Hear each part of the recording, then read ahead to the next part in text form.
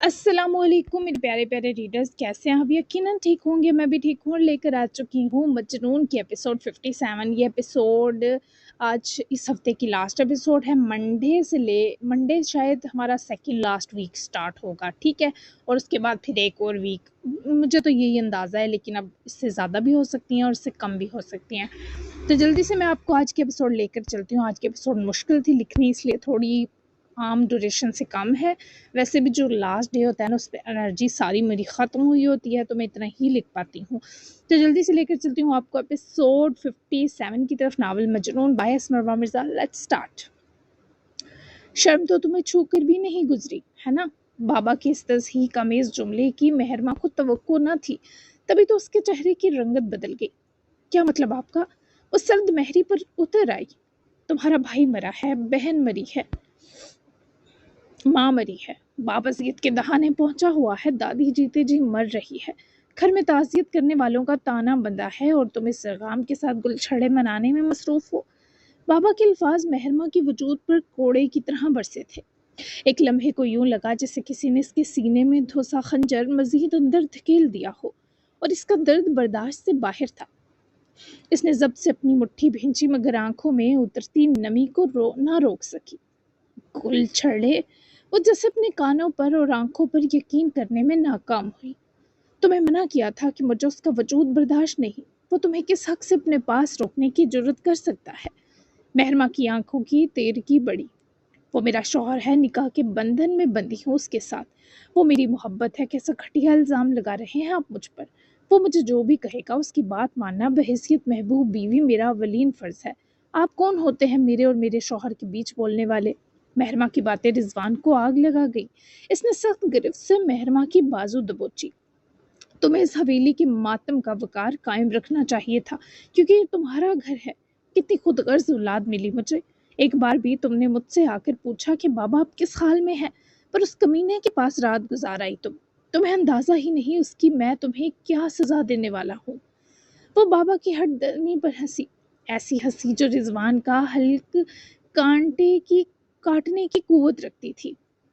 तो आप चाह रहे हैं मजीद जनाजे उठें? ठीक है, दें सजा, जो चाहे सजा दें, बल्कि एक बार मेरी गर्दन घोट कर मार दें ताकि मुझे पैदा करने का तावान ले सके। मेरी माँ को भी वैसे ही जहनी अजियत देकर मारा आपने जैसे हाजरा शाह मरी। क्यों आती मैं आपके पास, जब मेरे नज़दीक आप ही इस सब की वजह है? क्यों कहती आपसे आकर? मेरे अंदर मेरी माँ की मौत का गम ताज़ा हुआ, इस बारे आपने पूछा कभी? आज तक मेरी माँ को मरे सालों गुजर गए। एक बार भी कहा मुझसे कि मेहरमा तुम्हारी माँ तुमसे छीनने पर शर्मिंदा हूँ? मैं कैसे आकर कहती मुझे आपके दुख पर अफसोस है? मुझे नहीं था अफसोस, सुन लें। वो जितनी कुव्वत से बोल सकती थी बोलकर रिजवान शाह की आंखों में सुरहाई खुल गई। तुम बात घुमा रही हो गुस्ताख लड़की, अपनी बेगैरती पर पर्दा डाल रही हो। वो बाबा की बात पर कुछ लम्हे सुन पड़ गई। बस आप इसे पर्दा डालना ही समझे फिर। आपने ये नहीं देखा कि मैं भी इसी घर के हर फर्द के साथ रोज रोज मर रही हूँ? आपने ये नहीं देखा कि जिस जरगाम का नाम लेकर आप मुझे सिकंदे ताने दे रहे हैं, वही शख्स मुझे बिखरने से बचा रहा है। मैं सबकी हिम्मत बंधा रही हूँ तो मुझे वो हिम्मत दे रहा है। आपने कभी किसी से भी मोहब्बत नहीं की, ना मेरी माँ से, ना हाजरा शाह से, ना सिर्फ तिलमास से। वो बाबा के हाथ से अपनी बाजू झटक गई। इसमें अजीब जिनजादी सी कुव्वत भर गई। आप सबके दुख मेरे अपने हैं। भाई मेरा भी था, बहन मेरी भी थी, माँ मेरी भी थी, मगर शायद मेरी आंखों के आंसू आपको नजर नहीं आए, क्योंकि मैंने चीख चीख कर मातम करने के बजाय खामोश रहना सीख लिया। वो इस बात पर सब तंग कर गई। सांस, हवा और बर्दाश्त मुझसे नाराज हो जाएं, सजा दे दें, मगर मेरे किरदार पर ऐसा घटिया इल्ज़ाम मत लगाएं, क्योंकि बाप के मुंह से निकला हुआ एक ऐसा जुमला दुनिया के 1000 तानों से ज़्यादा तकलीफ दे है। मैंने कब बाप को शर्मिंदा किया? मैं जब उसके बगैर सांस तक नहीं ले पाती थी, तब भी आपका हुक्म और इस हवेली और ख़ानदान की खुरमत के लिए अपना आप मारती रही। मैं आपकी वजह से उसे अजियत पहुँचाती रही, लेकिन अब बस, वो मेरी ज़िंदगी का वाहिद करार है। मुझे इसके मामले में आजमाना बंद करें। मैंने आखिर आपका क्या बिगाड़ा है? वो रोती हुई जालिम शख्स से सवाल कर रही थी, जिसकी आंखें न जाने गुस्से से सुर्ख थीं या तकलीफ से। फैसला करना मुश्किल था। اگر تم نے زرگام کو نہ چھوڑا تو میں زرگام سے اس کے ہر قریبی رشتے کو چھین لوں گا مہرماں۔ نفرت ہے مجھے اس سے جس کی وجہ سے میرا باپ مرا، میری بہن مری، اور صفت کو بھی ان دنوں ہی کھویا جب میں ان حساروں کے دوہرے درد میں تھا۔ میں اپنی بیٹی اس کے حوالے نہیں کر سکتا۔ تم یہ بات منہ زبانی نہیں سمجھی، اب میرے پاس آخری راہ ہی بچی ہے۔ وہ بابا کی طرف آزردگی سے دیکھنے لگی۔ اس کے پاس اس کے گنے چنے اپنے ہیں، مجھ سمیت۔ کیوں اس کی جان کے پیچھے ہاتھ دھو کر پڑے ہیں آپ؟ کیوں اسے اس کے حال پر نہیں چھوڑا جاتا؟ میں تھک گئی اس کی زندگی کے ان عذابوں سے جو تھمنے کا نام نہیں لیتے۔ مریم طرزہ اس پر ظلم کے پہاڑ توڑ کر مری ہے۔ کبھی اس سے پوچھا آپ نے وہ کس کس ناکردہ جرم کی سزا سہتا رہا ہے؟ اب یہ نیا بابا کی موت کا الزام بھی آپ نے اس کے سر تھوپا، اور صرف آنٹی کے نہ ملنے کا بھی۔ وہ آپ جیسے خود غرض اور پاگل آدمی سے محبت نہیں کرتی تھی۔ پھر آپ کسی دکھ یا غم میں نہ بھی ہوتے تو آپ کو کبھی نہ ملتی۔ وہ عورت اس کمینے منہاج سے اب بھی پاگلوں کی طرح ہی پیار کرتی ہے۔ سن لیں، آپ اپنی زندگی کے سارے دکھ، ہر ناکامی کا بوجھ زرگام پر ڈالنا بند کریں۔ آپ اپنی بدقسمتی کا بوجھ اس پر نہیں تھوپ سکتے۔ سنا آپ نے؟ میں کچھ برا کر بیٹھوں گی بابا اگر اب کسی نے بھی مجھے اس کی تکلیف دی۔ اس کی دہاڑ پر جیسے حویلی کے در و دیوار لرزے تھے۔ یامین شاہ کسی کام سے حویلی کے باہر گیا تھا جبکہ حبیبہ شاہ آرام کر رہی تھی، اور اسی کا نقصان ہوا کہ رضوان شاہ نے اس دہاڑتی مہرماں کا چہرہ اس کے جبڑے سے دبوچا۔ وہ میری ہی تھی، مجھ سے پیار کرتی تھی، سب بکواس اور جھوٹ ہے۔ میں نے منہاج کو اس قدر گندا کر کے موت کے دہانے پہنچایا ہے کہ وہ جلد یا بدیر اس سے نفرت کرنے لگے گی۔ پھر وہ تسلیم کرے گی کہ وہ مجھ سے محبت کرتی ہے۔ تمہاری میں زبان گدی سے کھینچ لوں گا اگر تم نے یہ بکواس کی کہ وہ مجھ سے نہیں پیار کرتی۔ میں نے اس کی خاطر اپنا سب داؤ پر لگا دیا ہے۔ وہ بابا کے درد پہنچانے کے باوجود جیسے روئی ان کے اس اعتراف پر تھی۔ مطلب آپ کو اپنے بیٹے اور بیوی کی موت کا یہ فائدہ چاہیے؟ آپ ان معصوموں کی موت کو ایسے کیش کریں گے؟ آپ نے اس ہنستے بستے گھر کو اس لیے اجاڑ دیا کہ آپ صفت کو پا سکیں۔ اب آپ اپنی بیٹی کی بھی موت پلان کر رہے ہیں۔ ایسا کیوں نہیں کرتے کہ ہم سب کو ایک جگہ باندھ کر آگ لگا دیں، پھر اپنے اندر کی بھڑاس جب ختم ہو تو یہاں لے آئیں صفت الماس کو، جو آپ جیسے انسان کا ہونے سے بہتر موت کو گلے لگانا پسند کرے گی۔ مہرماں کی آنکھوں میں بغاوت تھی۔ وہ تو میری ہو ہی جائے گی، پہلے میں تمہیں اس خاندان کی عزت مجروح کرنے پر سزا دوں گا۔ تم قید رہو گی، اور ایسی جگہ قید رہو گی جہاں تمہیں تمہارا سایہ بھی تلاش نہ کر پائے گا مہرماں۔ وہ بری طرح بابا کی سخت پکڑ چھڑواتی مچلی۔ آپ ایسا نہیں کر سکتے بابا، وہ کرب سے چلائی۔ میں تمہیں اب عارف سلطان کے لائق بھی نہیں سمجھتا، میری آج سے کوئی بیٹی بھی نہیں۔ تم جلد سمجھ جاؤ گی تم نے کس شخص کی انا کو یہ سب بکواس کیے للکارا ہے۔ جو اپنے بیٹے کی موت سہ گیا وہ آدمی اپنی بیٹی کی موت پر بھی صبر کرے گا، لیکن یہ اجازت نہیں دے گا کہ وہ میری عزت کو سر عام رسوا کرتی پھرے۔ تم دونوں کا نکاح میرے نزدیک بے وقت ہے، اور آج سے تم بھی بے وقت ہو مہرماں۔ وہ اپنے آدمیوں کو پہلے ہی الرٹ کیے ہوئے تھا۔ اس نے گھسیٹ کر مہرماں کو گاڑی میں ڈالا۔ وہ چیختی چلاتی رہی پر اس کی چیخیں سننے والا کوئی نہ تھا۔ وہ راستہ بھر چیختی رہی، ہاتھ جوڑتی رہی، مگر گاڑی کے سیاہ شیشوں سے اس کی آواز باہر نہ جا سکی۔ شہر کی روشنیاں ایک ایک کر کے پیچھے رہتی گئی۔ ہموار سڑک کچی راہ میں بدلی، پھر پتھریلے راستے پر گاڑی جھٹکے کھانے لگی۔ آخرکار گاڑی ایک ایسی ویران جگہ کے سامنے رکی جسے دیکھ کر یوں محسوس ہوتا تھا جیسے برسوں سے زندگی نے اس طرف کا رخ ہی نہ کیا ہو۔ ایسی دہشت تھی کہ خدا کی پناہ۔ زنگالود لوہے کا بھاری دروازہ چچراہٹ کے ساتھ کھلا۔ اندر نمی، گرد اور بند فضا کی بوجھل بو ہر طرف پھیلی ہوئی تھی۔ چھت کے کئی حصے ٹوٹ کر نیچے گر چکے تھے، جن سے صبح کی مکمل پھیل چکی روشنی باریک دھاریوں کی صورت اندر اتر رہی تھی۔ دیواروں پر وقت کے زخم تھے، فرش پر بکھرے شیشے، شکستہ لکڑیاں اور اڑتی دھول اس جگہ کو مزید ہولناک بنا رہے تھے۔ لیکن رضوان شاہ نہیں جانتا تھا جو لوگ زرگام نے شاہ حویلی کے باہر خفیہ طور پر تعینات کروائے وہ اس جگہ پیچھے پہنچے تھے تاکہ ان لوگوں کے جاتے ہی وہ مہرماں کو یہاں سے نکال کر بحفاظت محفوظ مقام پر پہنچا سکے۔ دونوں نے یہ بات سجاد سے بھی ڈسکس کی جو آراس اور زرگام کے پیچھے اسلام آباد نکل چکا تھا۔ بس اپنی نظریں مت ہٹانا وہاں سے۔ ان حبیث لوگوں کے جاتے ہی مہرماں صاحبہ کو یہاں سے نکال کر ریسٹ ہاؤس واپس پہنچاؤ۔ ان سب کا حساب سائیں واپس آ کر خود لیں گے۔ ان کی عورت کو تکلیف دینے والا باپ بھی بخشا نہیں جائے گا۔ ڈرائیونگ کرتے سجاد کی آنکھیں غصے اور تیش سے رنگ بدل چکی تھی۔ جبکہ اس کا آدمی اس کی تمام بات سن کر سمجھتے ہوئے سر ہلائے رابطہ توڑ گیا۔ نیچے اتارو اس باغی کو۔ رضوان کی آواز میں برف جیسی سختی تھی۔ مہرمہ اس لہجے سلوک کو مر کر بھی نہیں بھلا سکتی تھی۔ تو آدمیوں نے مہرمہ کو بازوؤں سے گھسیٹ کر گاڑی سے نکالتے اندر لے جانا شروع کیا۔ اس کے قدم بار بار لڑکھڑاتے، گھٹنوں پر زخم آتے، مگر کسی نے رحم نہ کیا۔ وہ بار بار پلٹ کر اپنے باپ کو دیکھتی رہی۔ شاید آخری لمحے میں ان کے چہرے پر باپ ہونے کی کوئی رمق دکھائی دے، مگر وہاں صرف پتھر جیسی بے حسی تھی۔ اب آپ میرے ساتھ ایسا کیسے کر سکتے ہیں؟ میں نے ساری زندگی آپ کی کوئی بات نہیں ٹالی، کس طرح کے باپ ہیں آپ؟ وہ پیچھے مڑ مڑ کر اس شخص کو پکار رہی تھی جو اپنے آدمیوں کی پشت کھورتا وہیں رک چکا تھا۔ وہ لوگ مہرمہ کو لے کر ایک تنگ تاریک کمرے تک پہنچے۔ اندر صرف ایک پرانا پلنگ، پانی کا آدھا خالی جگ اور چھت سے لٹکتا مدھم بلب تھا جو ہر چند لمحوں بعد چھپکتا، جیسے وہ بھی بجھ جانے کے انتظار میں ہو۔ اب تم یہیں قید رہو گی مہرمہ، تمہیں اپنی عزت خراب کرنے کی اجازت نہیں دوں گا۔ وہ آدمی دور سے گرایا تھا۔ دروازہ اس کے پیچھے زور سے بند ہوا۔ لوہے کی کنڈی چڑھنے کی آواز اس کے دل میں آخری امید پر بھی مہر ثبت کر گئی۔ اس کے دل پر ضرب سی لگی۔ مہرمہ چند لمحے ساکت کھڑی خود پر بند ہوتے دروازے کو دیکھتی رہی، پھر جیسے اس کے وجود کا سہارا ٹوٹ گیا تھا، وہ آہستہ سے فرش پر گھٹنوں کے بل بیٹھ گئی۔ اس کی ہچکیاں اس خاموشی میں غیر معمولی طور پر بلند سنائی دے رہی تھیں۔ یہ کیا ہے؟ سرگام باہر قدموں کی چاپ دور ہوتی گئی، پھر ہر طرف ایسی خاموشی چھا گئی کہ مہرباں کو اپنی دھڑکن بھی اجنبی لگنے لگی۔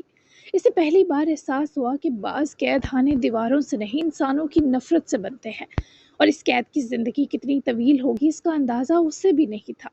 لیکن ابھی وہ آہٹیں مدھم ہوئی ہی تھیں کہ مہرماں کو لگا کچھ بھاری بھوٹوں کی دمک اس کے بہت قریب آتی سنائی دے رہی ہے۔ وہ جلدی سے اپنی منتشر ہمت اکٹھی کی اٹھی۔ اس نے ہنستا حال دیواروں کی درزوں سے جھانکا، تبھی سے سیاہ یونیفارم میں لپٹے دو آدمی دکھائی دیے۔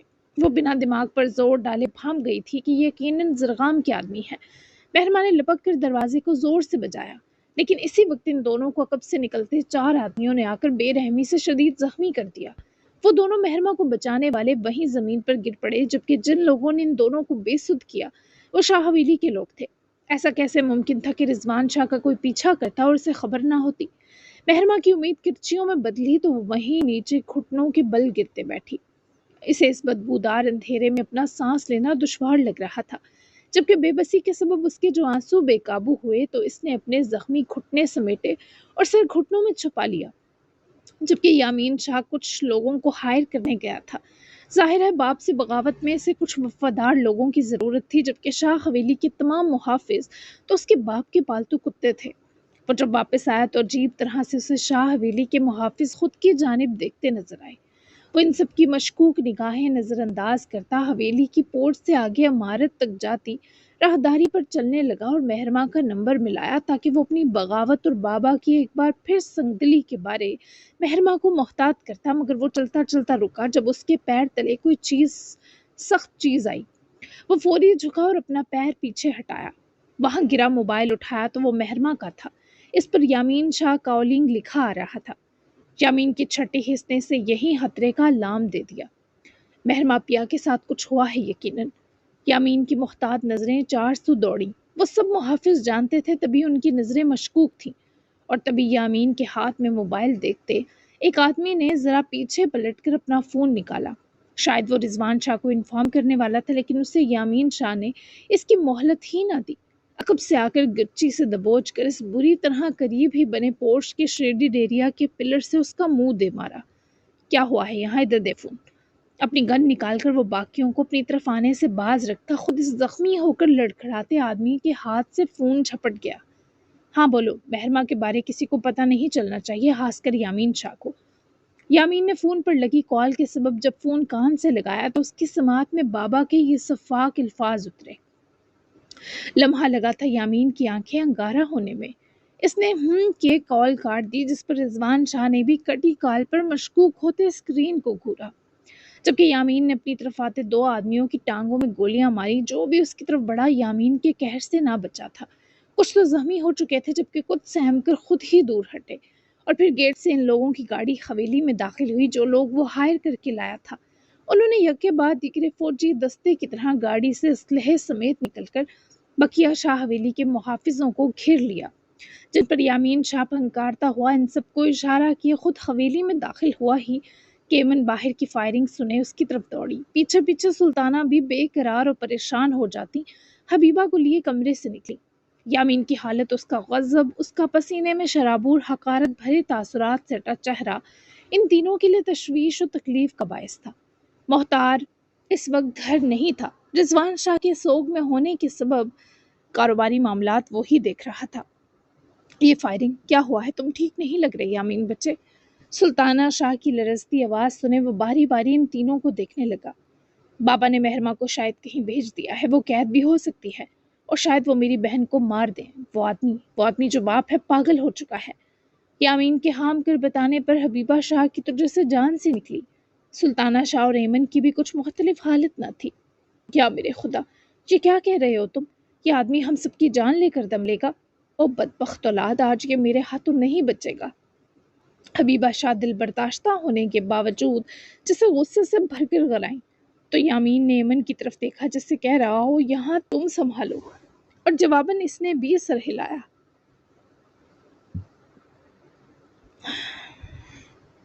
وہ دادی جان کی بازو تھام گئی تو سلطانہ چلتی ہوئی یامین کے روبرو ہوئی۔ اس حویلی نے اس شخص کی وجہ سے بہت کچھ کھویا ہے یامین، اب ہم مزید کسی کا ماتم منانے کی طاقت نہیں رکھتے۔ اس سب کو ختم کرنا ہوگا ورنہ یہ پاگل آدمی ہم سب کی جان داؤ پر لگا دے گا۔ وہ سلطانہ شاہ کی طرف دیکھتے آزردہ ہوا۔ آپ سب مجھے اس بغاوت کی اجازت دیں، میں اس سب کو بنا کسی جانی نقصان کیے روکنے کی کوشش کرنا چاہتا ہوں۔ محتار شاہ بھی شاید بابا کے ساتھ ملے ہوں تو میں چاہتا ہوں ان کو کوئی خبر نہ دے فی الحال۔ وہ ان تینوں کی جیسے آخری امید تھا۔ سب کی آنکھوں میں غمناکی میں لپٹی اجازت ہلکور اٹھی تھی۔ ہم تمہارے ساتھ ہیں، لیکن مہرما کو کچھ نہیں ہونا چاہیے یامین۔ تم اس کے بھائی ہو، محافظ بنو اس کے۔ ان کی اجازت کے ساتھ ساتھ دادی جان کی آس و حسرت بھی یامین شاہ کے ساتھ جڑ چکی تھی۔ میں ان کا محافظ ہی ہوں، بلکہ آپ سب کا بھی۔ ایمن شاہ، ان دونوں خواتین کو سنبھالو، میرے آنے کا انتظار کیجیے گا، تب تک حویلی سے نکلنے کی بالکل ضرورت نہیں۔ ایمن نے سر ہلاتے بھرپور مطمئن کیا، جس کے بعد وہ دادی جان کا سر چومتا ہوا چند قدموں سے آیا انہی سے لوٹ گیا تھا، جبکہ یامین شاہ اور اس کے لوگ باہر رک چکے تھے۔ وہ لوگ رضوان شاہ کے منتظر تھے، اور پھر جیسے کچھ وقت کے انتظار کے بعد گاڑیوں کے ہارن پر یامین نے گیٹ پر تعینات محافظ کو گیٹ کھولنے کا اشارہ کیا۔ رضوان شاہ اور اس کے آدمیوں کی گاڑی تیز رفتاری کے سنگ شاہ حویلی کے پورش میں یکے بعد دیگرے رکیں، جبکہ آس پاس کے مشکوک ماحول کو جسے رضوان شاہ نے پہلے ہی سونگ لیا تھا۔ کیا کوئی گڑبڑ ہے؟ رضوان نے ڈرائیور سے پوچھا، جو اندر بیٹھا ہی گرد و نواح میں موجود کچھ نئے چہروں والے آدمی دیکھ کر الرٹ ہوا تھا۔ اس کے خفیہ اشارے پر اس سے پہلے رضوان کچھ سمجھ تھا۔ یامین نے گاڑی کے پاس آتے بہت آرام و سکون سے بابا کی طرف کا گیٹ کھولتے ان کو دیکھا۔ وہ جبڑے بھینچ کر پھنکارتا ہوا باہر نکلا ہی جب یامین کے اشارے پر دو آدمیوں نے تیز رفتاری کے سنگ رضوان شاہ کو دبوچا، جبکہ یامین نے گاڑیوں سے نکلنے والے اپنے ہی آدمیوں کو مزاحمت پر گولیاں برسا کر ادمرا کیا۔ رضوان شاہ جیسے لمحے میں معاملہ بھانپا کہ یامین نے ہی یہ نئے لوگ حویلی میں لائے، جبکہ رضوان شاہ کے دیکھتے ہی دیکھتے یامین کے آدمی جو چھپے انداز میں شاہ حویلی کے محافظوں کو گھیرے تھے منظر عام پر آئے۔ لمحہ لگا تھا رضوان شاہ کی آنکھوں میں شعلے بھڑ گئے۔ یہ سب کیا ہے یامین شاہ؟ تو اپنے ہی باپ اور اس کے وفادار لوگوں پر بندوق تان رہا ہے؟ رضوان شاہ کے تنتنا اٹھنے پر یامین نے بھی اپنے ہاتھ میں پکڑی پسٹل اٹھا کر رضوان شاہ کی آنکھوں کے آگے لہرائی۔ مہرما شاہ کے ساتھ کیا کر کے آئے ہیں؟ یامین کی آنکھوں میں ایک بے رحمی تھی۔ رضوان شاہ نے حقارت سے اپنے ہی بیٹے کا گریبان دبوچا۔ اس نے میری عزت، میرا وقار مجروح کیا، اسے سزا دی ہے۔ اب یہ تماشا سمیٹ، ورنہ اپنے ان کرائے کے گنڈوں سمیت تو بھی باپ کے ہاتھوں مارا جائے گا۔ پہلے مرنے والوں کے کفن بھی میلے نہیں ہوئے۔ یامین نے سفاکیت سے بھرے باپ کو دیکھا۔ آخر کتنوں کو اس آدمی کے آگے بھین چڑھنا تھا ابھی؟ آخر کتنوں کی جان لے کر یہ آدمی رکتا؟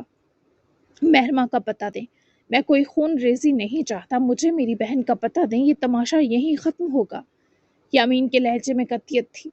جب اس کی عقل ٹھکانے آ گئی تو اس کی سزا ختم کر دوں گا، لیکن تو سوچ لے یامین کی اس غداری پر تجھے اب کیا کیا بھگتنا پڑے گا۔ وہ بابا کی دھمکی پر وہ گن کی نلی اس کے شانے سے جوڑ گیا۔ میری بہن کا پتہ دیں۔ آپ کو اندازہ نہیں میرے اندر آپ کے لیے کتنی نفرت بھری ہے۔ میں آپ کی جان شاید میں آپ کی شاید جان بھی لے بیٹھوں۔ میں آخری دفعہ پوچھ رہا ہوں بابا جان، آپ میری بہن کے ساتھ کیا کر کے آئے ہیں؟ رضوان شاہ کی آنکھوں میں آگ بھڑک اٹھی تھی۔ وہ یامین شاہ کی اس جرت پر جیسے آنکھوں کی پتلیاں پھیلا کر اسے دیکھ رہا تھا۔ بکواس سمجھ نہیں آ رہی؟ وہ یامین کے ضبط کو چھیڑ رہا تھا، تبھی حویلی کے داخلی طرف سے سلطانہ اور ایمن کے لاکھ روکنے کے باوجود بھی حبیبہ شاہ باہر نکلی۔ ہر کوئی جیسے ان کی طرف دیکھنے لگا۔ یامین نے ایک افسوس بھری نگاہ سلطانہ اور ایمن شاہ پر ڈالی، جیسے وہ ان سے شدید مایوس ہوا ہو، پر وہ بھی کیا کرتی؟ حبیبہ شاہ کا ضبط جیسے ٹوٹ چکا تھا۔ وہ نہ صرف باہر آئیں بلکہ انہوں نے یامین سے آ کر گن کھینچی اور سیدھی رضوان شاہ کے سینے پر رکھی۔ وہ اپنی ہی ماں کی صدا پر جواباً پاگلوں کی طرح مسکرایا۔ اس کی مسکراہٹ میں شیطان مسکرایا تھا۔ تمہیں سمجھایا تھا کہ اگر تم نے اب کسی کا نقصان کیا تو میرا مرا منہ دیکھو گے رضوان، لیکن تمہیں لگا میں نے بکواس کی ہے۔ اب میں تمہیں بتاتی ہوں کہ تمہاری اصل سزا کیا ہے۔ حبیبہ شاہ نے دیکھتے ہی دیکھتے جب پسٹل اپنی کن پٹی سے جوڑی تو جہاں رضوان شاہ کے چہرے کا رنگ فک ہوا وہیں یامین بھی آگے بڑھا، لیکن حبیبہ نے یامین کو بھی سختی سے دور ہٹنے کا کہا۔ ایمن اور سلطانہ شاہ کے بھی جیسے پیروں سے زمین سرک چکی تھی۔ مجھے افسوس ہے رضوان شاہ کہ میں نے تم جیسا بیٹا پیدا کیا۔ میں تمہیں مر کر بھی معاف نہیں کروں گی۔ تم نے اس حویلی کی بنیادیں ہلا دی اور اب بھی تمہیں مزید جانے چاہیے تو پہلی جان اس ماں کی جاتی دیکھو۔ تم ایسے باز نہیں آؤ گے۔ جب تمہارے سر سے یہ چھاؤں ہٹے گی۔ وہ فوراً سے پہلے اپنی ماں کی بات کاٹے جیسے اس منظر سے دہل گیا۔ دہل تو ہر کوئی گیا تھا۔ نہیں، آپ ایسا نہیں کر سکتی، خدا کے لیے ایسا مت کریں۔ حبیبہ شاہ اس کے یکدم گڑگڑانے پر تلخ ہنسی۔ خدا؟ تمہیں خدا بھی یاد ہے؟ انہوں نے رضوان کو بے رحم نظروں میں بھرا۔ اگر میری موت ہی اس فتنے کو روک سکتی ہے تو میں یہ قربانی بھی قبول کرتی ہوں۔ حبیبہ شاہ کا لفظ جیسے ان سب کا سانس روک سا گیا تھا۔ امی نہیں، رضوان پوری قوت سے چلایا۔ اسی لمحے یامین شاہ نے بجلی کسی تیزی سے آگے بڑھ کر حبیبہ شاہ کی کلائی پکڑ لی، پسٹل کا رخ اوپر ہوا اور گن شاٹ کی آواز پورے صحن میں گونجی۔ ایمن اور سلطانہ دوڑتی ہوئی حبیبہ شاہ تک پہنچی، جن کی آنکھیں بھیگ گئی تھیں، جبکہ رضوان شاہ بھی اس وقت شدید ابتر حال پر تھا۔ حبیبہ شاہ نے سب کو دہلا دیا تھا۔ وہ اپنی ماں کی طرف بڑھا ہی جب وہ حقارت سے دیکھتی دور ہوئی۔ پتہ دو اس سے مہرماں کا، اور تم میرے بیٹے نہیں ہو رضوان شاہ۔ میں بھلے بچ گئی پر اب تم مر گئے میرے لیے۔ لے چلو مجھے اندر سلطانہ، اور یامین جا کر جلدی سے مہرماں کو لے کر آؤ۔ سلطانہ نے خوفزدہ ہوتے حبیبہ شاہ کو دیکھا، پھر انہیں اندر لیے بڑھی تو ایمن بھی وہیں رک کر افسوس سے رضوان شاہ کو دیکھنے لگی، جو مجرم کی طرح سر جھکائے اپنے دو آدمیوں کو یامین شاہ کے ساتھ جانے کا کہہ رہا تھا۔ آپ جیسا بیٹا اور باپ خدا کسی کو نہ دے۔ یامین نے نفرت و افسوس کی ملی جلی کیفیت کے سنگ رضوان کو دیکھا اور فوری طور پر مہرماں کو لینے نکلا۔ اس کے آدھے لوگ یہیں رکے تھے۔ افسوس! ایمن بھی سخت دکھی ہو کر کہتی، واپس حویلی کے سنگ جا چکی تھی، کیونکہ اسے پتا تھا حبیبہ شاہ کو سلطانہ شاہ اکیلے نہیں سنبھال سکتی۔ کوئی مجھے نہیں سمجھتا، شاید تم سمجھو صرف۔ وہ ایک ناممکن خواب دیکھ رہا تھا، شاید اس کے پاگل پن کا اختتام اسی کڑی پر ہونا تھا۔ شاید رضوان شاہ کا اینڈ صرف الماس کے ہی ہاتھوں لکھا تھا، جبکہ اگلے 1 گھنٹے سے بھی پہلے یامین مطلوبہ جگہ پہنچ چکا تھا۔ سجاد نے بہت کوشش کی اپنے لوگوں سے رابطہ کرنے کی، پر ان کے فون نہ لگنے کے سبب وہ خود بھی پریشان تھا۔ یامین اور اس کے لوگ جب اس جگہ پہنچے تو یامین نے انہیں چاروں طرف پھیل جانے کا اشارہ کیا۔ وہاں 2 لوگ بے ہوش پڑے دیکھ کر یامین ان تک پہنچا۔ وہ دونوں سانس لے رہے تھے۔ انہیں ہوش میں لاؤ، یہ یقیناً زرگام کے آدمی ہے۔ میں اندر جا رہا ہوں۔ یامین نے ان کو تاکید کی اور خود وہ دروازے کی طرف بڑھا اور لات مار کر دروازہ کھلا تو قریب ہی اسے مہرماں کی سسکیاں سنائی دی۔ جیسے ہی دروازہ کھلا وہ بدبودار اندھیری جگہ روشن ہوئی۔ مہرماں نے آنکھیں اٹھائیں، یامین شاہ کو دیکھتے ہی وہ پھوٹ پھوٹ کر روئی۔ جب وہ فوری مہرماں کی طرف دوڑا، اس نے آہستگی سے روتی مہرماں کو پکڑ کر اٹھاتے اپنے سینے لگایا۔ بس بس، میں آ گیا، مت روئیں، ختم ہو گیا یہ سب۔ اس کے سینے لگی ہچکیوں کی زد میں رو رہی تھی اور یامین شاہ کا جیسے کلیجہ پھٹنے کو آ رہا تھا۔ مجھے بہت ڈر لگ رہا تھا، زرگام یہاں نہیں ہے، مجھے لگا میں مر جاؤں گی لالا۔ وہ اسے اپنے سینے سے لگائے ہی اس گندی جگہ سے اپنے ساتھ لگائے باہر لایا۔ زرگام نہیں تو کیا ہوا، آپ کا یہ بھائی زندہ ہے اور مجھ میں جہانگیر بھی دفن ہے، اس لیے مجھے 2 بھائیوں کے برابر سمجھے۔ میرے ہوتے اب کوئی میرے پیاروں کو تکلیف نہیں دے سکتا، میری بہن کو تو ہرگز نہیں۔ آپ جانتی ہیں مہرماں آپیہ، کبھی کبھی بغاوت ضروری ہوتی ہے اور شاید بیک وقت آخری حل بھی۔ اب بھی رضوان شاہ نہ سدھرے تو یتیم ہونے کے لیے تیار ہو جائیے گا۔ وہ روتی ہوئی ہچکیاں بھرتی یامین کو دیکھ رہی تھی۔ وہ اس کے الفاظ وہ اس کے الفاظ کی تابناکی پر خوف زدہ تھی۔ سجاد کے دونوں آدمی ہوش میں آتے ہی سجاد کو سب خیریت کی اطلاع دے چکے تھے، جو یہ سننے کے بعد مطمئن ہوا۔ ایسا انہیں یامین نے ہی کہنے کو کہا تاکہ وہ لوگ پریشان نہ ہو۔ ایسا مت کہو، وہ بابا ہیں ہمارے۔ وہ اب تک سے سختی اسی لحاظ پر قائم تھی، لیکن یامین شاید سے کسی لحاظ سے واقف نہ رہا تھا۔ نہیں، اب نہیں ہے۔ آپ کو کیا چوٹ پہنچائی انہوں نے؟ کیا چل کیوں نہیں پا رہی؟ یامین نے اس کے لڑکھڑانے کو دیکھا تو فوری بولا، جس پر دوبارہ رو دی۔ اسے کیسے بابا کے لوگوں نے گھسیٹا ان لوگوں نے، گھٹنے چھل گئے، پیر میں بھی موچ آئی لگ رہی ہے، پر میں ٹھیک ہوں؟ حویلی میں کسی کو پتا تو نہیں چلا؟ یامین نے اس کے آنسو پونچھے اور مہرماں کا سر چوما۔ اسے اپنی بہن کی تکلیف پر دکھ پہنچا تھا۔ بھائی تو وہ کھو چکا تھا، اب سب کچھ کی بہن ہی بچی تھی۔ شاہ حویلی کے حالات وہیں چل کر دیکھیں، لیکن میں پہلے آپ کو ہاسپٹل لے چلتا ہوں، انفیکشن نہ ہو جائے۔ وہ ابھی بس شاہ حویلی کے جانے کو بے قرار تھی۔ میں خود لگا لوں کہ مرہم، آپ بس مجھے حویلی لے کر چلیں، میرا دل بیٹھا جا رہا ہے۔ یامین اس کے اصرار پر مزید انکار نہ کرتے مان گیا۔ وہ لوگ وہاں سے فوری روانہ ہو گئے تھے، جبکہ ان کے جاتے ہی ہامتا دوڑتا ہوا عارف سلطان وہاں پہنچا، پر اس کے ہاتھ کچھ نہ آ سکا۔ اس کے چہرے کے شکست خوردہ تاثرات بتا رہے تھے کہ اس کے ہاتھ سے بہت بڑا موقع پھسل گیا ہے۔ دن کی روشنی بھرپور طریقے سے پھیل چکی تھی، مگر نور خان آل حویلی کے مکین بے خبری کی نیند سو رہے تھے۔ صحن میں کھڑے قدیم درختوں پر بیٹھے پرندے ابھی چہچہانا شروع ہی ہوئے تھے کہ اچانک باہر بریکوں کی تیز چرچراہٹ نے فضا کا سکوت چیر ڈالا۔ حویلی کا باری آخنی گیٹ ایک زوردار دھماکے سے اندر کی جانب کھل گیا۔ سیاہ ایس یو ویز یک کے بعد دیگرے صحن میں داخل ہوئی۔ ان کے رکتے ہی دروازے بیک وقت کھلے اور درجنوں مسلح آدمی برق رفتاری سے نیچے اتر آئے۔ ان کی نقل و حرکت سے صاف ظاہر تھا کہ وہ کسی معمولی مقصد کے لیے نہیں آئے۔ سب سے آگے زرگام ترزائے تھا، سیاہ لباس، پتھر جیسا چہرہ اور آنکھوں میں دہکتا ہوا انتقام۔ اس کے برابر آراز چل رہا تھا، جس کے چہرے پر بے خوابی اور آریز کو گولی لگنے کی تکلیف صاف جھلک رہی تھی۔ دونوں کے پیچھے ان کے وفادار آدمی پوری نور خان آل حویلی کو گھر چکے تھے۔ کوئی بھی باہر نہ نکلنے پائے۔ ہم اپنا کام پورا کیے بنا نہیں جائیں گے، سب کان کھول کر سن لو۔ زرگام کی آواز بلند نہیں تھی، مگر اس میں ایسی شفاف قطعیت تھی کہ ہر شخص فوراً اپنی جگہ متحرک ہو گیا۔ گولی چلانے کی نوبت ہی نہیں آئی۔ حویلی کے محافظوں نے چند لمحوں کی مزاحمت کے بعد ہتھیار ڈال دیے۔ انہیں اندازہ ہو چکا تھا کہ سامنے کھڑے لوگ ہر قیمت پر اپنا مقصد حاصل کر کے جائیں گے۔ اوپر والے حصے میں شور سن کر اجمل ہڑبڑا کر کمرے سے نکلا۔ اس کے پیچھے زلیخا اور ماہم بھی خوفزدہ حالت میں کمرے سے باہر آئیں۔ یہ کیا ہو رہا ہے؟ اجمل کی آواز میں گھبراہٹ تھی، لیکن جواب میں سیڑھیوں پر گونجتے بھاری قدم سنائی دیے۔ زرگام اور آراس آہستہ آہستہ سیڑھیاں چڑھ رہے تھے۔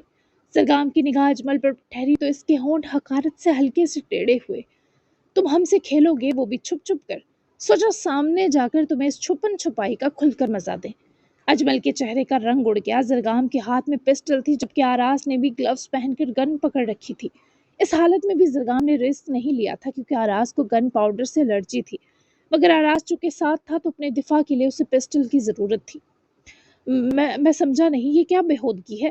تم اس سر پھریا بھائی اور اپنے غنڈوں کے ساتھ دن دہاڑے حویلی میں کیسے گھسنے کی ہمت کر سکتے ہو؟ آراس نے ایک قدم آگے بڑھ کر اس کا گریبان مٹھی میں جکڑ لیا۔ شیر دن دہاڑے ہی حملہ کرتے ہیں، شہباز کہاں چھپا ہے؟ یہ آخری چار الفاظ نہیں، دہکتا ہوا سوال تھے۔ اجمل نے نظریں چرائیں۔ مجھے نہیں معلوم، وہ زرگام کے سامنے بھاگا تھا۔ اتنا کہنا تھا کہ آراس نے اسے زور سے دیوار سے دے مارا۔ اس کی کمر دیوار سے ٹکرائی اور وہ درد سے کراہ اٹھا۔ زلیخا اور ماہم بھی سہمی لگ رہی تھی۔ جھوٹ بولنے کی غلطی مت کرنا اجمل، تم اسے ہم سے چھپا چکے ہو، تمہاری خصلت سے بخوبی واقف ہیں ہم۔ زرگام کی آواز اب پہلے سے بھی زیادہ سرد تھی۔ آریز کے جسم سے بہنے والا ایک ایک قطرہ خون ہمیں یہاں تک کھینچ لایا ہے، اور جس شخص نے وہ گولی چلائی وہ اسی حویلی کے سائے میں چھپا ہوا ہے۔ زلیخا پہلی بار آگے بڑھی۔ خدا کے لیے ہم عورتیں ڈر رہی ہیں، یہ کیا وبال مچا رہے ہو تم دونوں؟ زرگام نے ایک لمحے کو اس ماں کی طرف دیکھا۔ عورتوں کی حرمت کا خیال تم لوگوں کو اس وقت آنا چاہیے تھا جب اس گھر کے مرد جانور بننے کی ٹریننگ لے رہے تھے۔ پورے خال میں ایسی خاموشی چھا گئی کہ سب کی سانسیں سنائی دے رہی تھی۔ زرگام نے اپنے آدمیوں کی طرف دیکھے بغیر حکم دیا، حویلی کا ایک ایک کمرہ، ایک ایک تہہ خانہ، ہر خفیہ راستہ چھان مارو۔ آج شہباز یا تو اپنے قدموں پر باہر آئے گا یا گھسیٹ کر نکالا جائے گا، اور اگر نہیں ملتا تو اس معزز باپ کو اٹھاؤ۔ یہ خود بتائے گا کہ اس کا وہ بھگوڑا خبیث بیٹا کہاں ہے۔ حکم ملتے ہی سیڑھیوں کی طرف سے اوپر آتے آدمی چاروں سے پھیل گئے، جبکہ اجمل، زلیخا اور ماہم پہلی بار اس حقیقت کو پوری شدت سے محسوس کر رہے تھے کہ آج نورحال حویلی میں مہمان نہیں آئے، انتقام آیا تھا۔ پوری فضا میں قدموں کی گونج، دروازوں کی زور سے کھلنے کی آوازیں اور سپاہیوں کی اور محافظوں کی للکاریں بکھر گئی تھی۔